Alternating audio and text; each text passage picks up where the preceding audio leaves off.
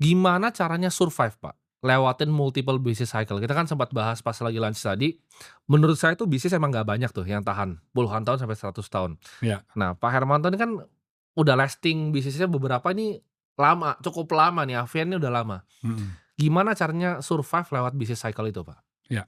Jadi, eee, di family business ya, itu yang paling penting, itu kita jangan hanya, memberikan kekuasaan kepada kita punya darah daging atau anak cucu ya, tapi berdasarkan dari kompetensi. Mereka itu kompeten nggak untuk menjalankan, atau membesarkan sebuah perusahaan.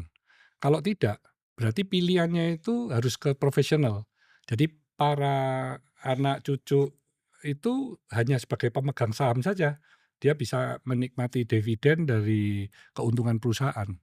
Oke. Jadi yang me-manage itu harus benar-benar, bisa membuat perusahaan itu bertumbuh.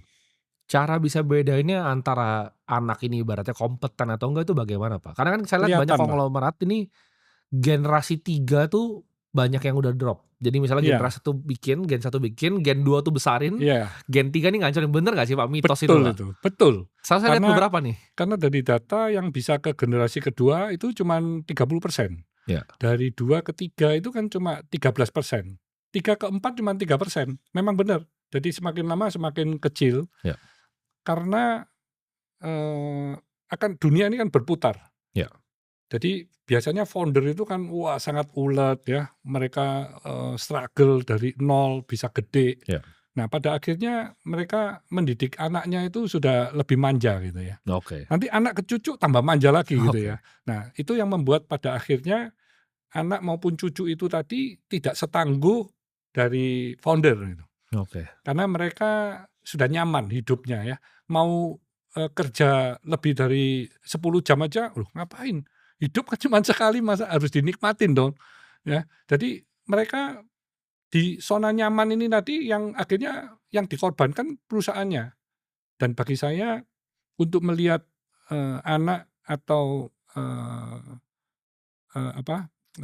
CEO atau profesional pun dia waktu menjalankan perusahaan itu harus punya roh atau soul di dalam perusahaan itu, ya.